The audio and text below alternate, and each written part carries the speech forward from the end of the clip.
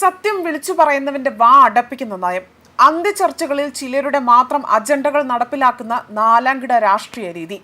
തീവ്രവാദത്തിന് വെള്ളവും വളവും നൽകി തഴച്ചു വളരാൻ വഴിയൊരുക്കുന്നത് കേരളത്തിലെ മാധ്യമ പ്രവർത്തകരാണ്. ഇവരെ ഒന്നടങ്കം വളരെ രൂക്ഷമായ ഭാഷയെ വിമർശിച്ചുകൊണ്ട് രാഷ്ട്രീയ നിരീക്ഷകനായ ജിതിൻ ജേക്കബ് രംഗത്ത്. കഴിഞ്ഞ ദിവസം മാതൃഭൂമി ചാനലിൽ നടന്ന അന്ത്യചർച്ചയിൽ ആരിഫ് ഹുസൈൻ എന്ന എക്സ് മുസൽമാനെ നിശബ്ദനാക്കാൻ ശ്രമിക്കുന്ന അവതാരകയുടെ ഷോ നിങ്ങളിൽ പലരും ടി വിയിൽ കണ്ടിട്ടുണ്ടാകാം. അതിൽ അവതാരകയാകട്ടെ ആരെയാണ് പേടിക്കുന്നത്? അവർക്ക് അല്ലെങ്കിൽ അവരാർക്ക് വേണ്ടിയാണ് വാദിക്കുന്നത്?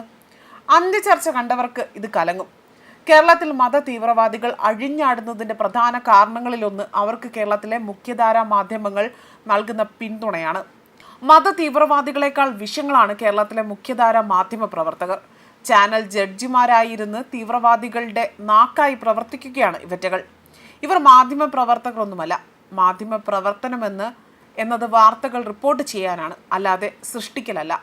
ഈ കൊടും വിഷയങ്ങൾ ഇപ്പോൾ ചെയ്യുന്നത് സമൂഹത്തിൽ വലിയ സ്പർദ്ധ ഉണ്ടാക്കുകയാണ്. ഒരു വിഭാഗം എന്നത് വൃത്തികേട് ചെയ്താലും എന്ത് ഭീകര പ്രവർത്തനം ചെയ്താലും മുട്ടിനിഴഞ്ഞ് ന്യായീകരിക്കും. ഇത് തന്നെയാണ് അദ്ദേഹത്തിൻ്റെ വാക്കുകളിൽ പറയുന്നതും. മാധ്യമപ്രവർത്തകരുടെ ഇരട്ടത്താപ്പിനെയും തീവ്രവാദത്തെ പ്രോത്സാഹിപ്പിക്കാൻ ചിലർ പെടാപ്പാടുപെടുന്നതിൻ്റെ വ്യക്തമായ വിലയിരുത്തലാണ് അദ്ദേഹം തൻ്റെ ഫേസ്ബുക്ക് പോസ്റ്റിലൂടെ എഴുതിയിരിക്കുന്നതും. ആ പോസ്റ്റിൻ്റെ പൂർണ്ണരൂപം ഒന്ന് നോക്കാം. കേരളത്തിൽ മത തീവ്രവാദികൾ അഴിഞ്ഞാടുന്നതിൻ്റെ പ്രധാന കാരണങ്ങളിലൊന്ന് അവർക്ക് കേരളത്തിലെ മാധ്യമങ്ങൾ നൽകുന്ന പിന്തുണയാണ്. ഇന്നലെ മാതൃഭൂമി അന്ത്യചർച്ച കണ്ടവർക്കറിയാം. അവതാരക തീവ്രവാദത്തെ തുറന്നു കാട്ടുന്ന ആരിഫ് ഹുസൈൻ എന്ന എക്സ് മുസൽമാനെ നിശബ്ദനാക്കാൻ ശ്രമിച്ചതും ചർച്ചയിലുണ്ടായിരുന്ന ഗഫൂർ എന്ന മതഭ്രാന്തന് മതഭ്രാന്ത് വിളിച്ചു പറയാൻ അവസരം നൽകിയതും. ആരിഫ് ഹുസൈനെ ചർച്ചയിൽ നിന്ന് ഇറക്കിവിടൂ എന്നൊക്കെ പറഞ്ഞ് മതഭ്രാന്തന്മാർ അലറുകയായിരുന്നു. തീവ്രവാദത്തെ തുറന്നു കാട്ടുന്ന സംഭവങ്ങൾ ചർച്ചയിൽ ആരിഫ് ഹുസൈൻ ഉന്നയിക്കുമ്പോൾ ഏറ്റവും അസ്വസ്ഥയായത് അവതാരകയായിരുന്നു. പെൺകുട്ടി വേദിയിൽ കയറിയതിൻ്റെ പേരിൽ മതഭ്രാന്തന്മാർ ആ കുട്ടിയെ പരസ്യമായി അപമാനിച്ച സംഭവം മുതൽ കേരളത്തിലെ സ്കൂൾ ടൈം മാറ്റുന്നതും യൂണിഫോം വിഷയത്തിലും ഇപ്പോൾ സൂംബ ഡാൻസ് വിഷയത്തിലും അടക്കം മാധ്യമങ്ങൾ മത തീവ്രവാദികൾക്ക് വേണ്ടി മുട്ടിലിഴയുകയാണ്. മത തീവ്രവാദികളുടെ നാക്കാകാനും പ്രചരണ ഉപാധിയായും മാറിയിരിക്കുന്നു കേരളത്തിലെ മാധ്യമ പ്രവർത്തകർ. സ്ത്രീകളെ ബലാത്സംഗം ചെയ്ത് കൊല്ലുന്ന ഹമാസിനെ പോലുള്ള തീവ്രവാദ സംഘടനകളെ പോരാളികൾ എന്നൊക്കെയാണ് മനോരമ പോലുള്ള മാധ്യമങ്ങൾ വാഴ്ത്തിപ്പാടുന്നത്. എത്രത്തോളം കൊടും വിഷങ്ങളാണ് മനോരമയിലൊക്കെ ജോലി ചെയ്യുന്നതെന്ന് ആലോചിച്ച് നോക്കൂ. മുസ്ലിം സമുദായത്തിൽ മതേതരായി ചിന്തിക്കുന്നവരെ പോലും കേരളത്തിലെ മാധ്യമങ്ങൾ വളഞ്ഞിട്ട് ആക്രമിക്കുന്നു. അപ്പോൾ പിന്നെ അന്യമതസ്ഥർ തീവ്രവാദത്തെയും തീവ്രവാദികളെയും എതിർക്കുമ്പോൾ മാധ്യമങ്ങൾ എങ്ങനെ പ്രതികരിക്കുമെന്നത് പറയണ്ടല്ലോ. ഗൾഫിൽ കൊണ്ടുപോയി കൊടുക്കുന്ന അണ്ടിപ്പരിപ്പും ഈന്തപ്പഴവും അവാർഡുകളും മാത്രമാണോ മത തീവ്രവാദികൾക്ക് വേണ്ടി ഇങ്ങനെ മുട്ടിലിഴയാൻ കേരളത്തിലെ മാധ്യമ പ്രവർത്തകരെ പ്രേരിപ്പിക്കുന്നത്? 60ഓളം മാധ്യമ പ്രവർത്തകർ നിരോധിക്കപ്പെട്ട തീവ്രവാദ സംഘടനയുടെ മാസപ്പടിയിൽ കേന്ദ്ര ഏജൻസികൾ അന്വേഷണം നടത്തുന്നുവെന്ന് കുറച്ച് നാൾ മുന്നേ ഒരു മുതിർന്ന മാധ്യമ പ്രവർത്തകൻ തൻ്റെ യൂട്യൂബ് വീഡിയോ വഴി പുറത്തുവിട്ടത് ഓർക്കുന്നു.